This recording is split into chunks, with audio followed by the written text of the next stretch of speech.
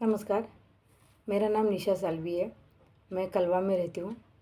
आज मैं आपको मेरे बारे में कुछ 2 बातें बताऊँगी। कुछ सालों पहले मुझे बच्चेदानी का कैंसर हुआ था और उस टाइम पे मेरी बहुत हालत ख़राब थी।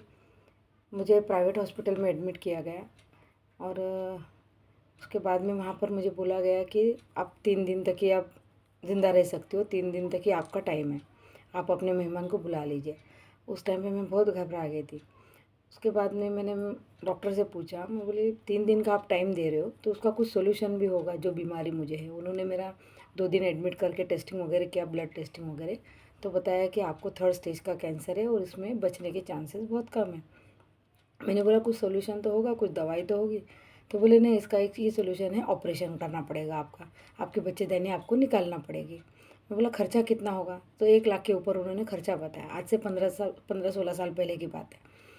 बाद में मैंने बोला कि मैं तो इतना नहीं खर्चा करूँगी, आप मुझे कहीं और का एड्रेस दीजिए। तो उन्होंने मुझे कामा हॉस्पिटल का एड्रेस दिया था। कामा हॉस्पिटल है वीटी स्टेशन के पास में ही, गवर्नमेंट हॉस्पिटल है, सिर्फ लेडीज़ के लिए है। तो वहाँ मुझे एडमिट किया गया, 1.5 महीना मैं हॉस्पिटल में थी।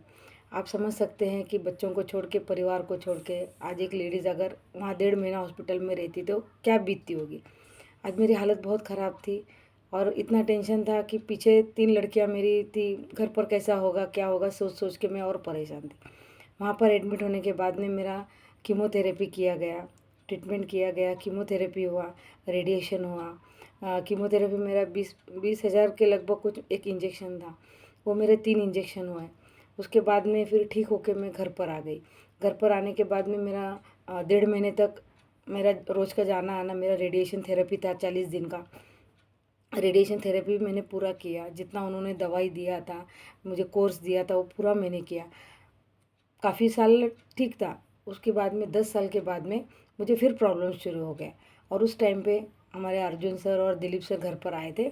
उन्होंने जब मेरी हालत देखी कि बता रहे थे कि आपका तबीयत ठीक नहीं है तो आप ये रेनाटोस नोवा को इसको यूज़ करो, ये आयुर्वेदिक है, कुछ आपको साइड इफ़ेक्ट नहीं करेगा। लेकिन उस टाइम मैं वापस घबरा गई थी कि पहले तो मेरे हस्बैंड थे तो मुझे कम से कम उठा के या टैक्सी वगैरह करके ले जाया करते थे, लेकिन अब मुझे कौन लेके जाएगा। मैं बहुत घबराई थी। मैंने क्या किया, उन्होंने जो दिया था रेनाटोस नोवा मैंने उधर साइड में ही रखा। जाकर मैंने वापस कामा हॉस्पिटल में मेरे सारे रिपोर्ट्स बताए कि ऐसे ऐसे मुझे 10 साल के बाद वापस क्यों हो रहा है, कि आपने तो बोला था कि रेडिएशन थेरेपी लेने के बाद में कुछ होगा नहीं। फिर उन्होंने बोला कि नहीं ऐसा होता है वैसा, उन बहाने बनाने लगे। मुझे वापस सारे रिपोर्ट्स निकालने बोले, सोनोग्राफी निकालने बोला। सोनोग्राफी मैंने निकाला, दूसरे दिन रिपोर्ट दिखाया तो वापस मुझे बोला कि आप एक बार और सोनोग्राफी निकालो। बोला अभी तो निकाला, आप रिपोर्ट का बताते नहीं हो, वापस क्यों निकालने का? तो बोले नहीं वो रिपोर्ट बराबर नहीं है, आप एक बार निकालो। तो उन्होंने मुझे 15 दिन का टाइम दिया क्योंकि वहाँ पर रश बहुत था। 15 दिन के बाद में जब मैं घर पर आई तो मैं बोला 15 दिन अभी मेरे पास टाइम है तो क्यों ना मैं इसको रेनाटोस नोवा सर ने इतना बता कर गए तो उसको क्यों ना मैं चालू करूँ। कम से कम देखते हैं क्या प्रॉब्लम है क्या नहीं, इससे ठीक हो जाएगा तो फिर मेरी ज़िंदगी अगर जीना है तो और जीऊँगी।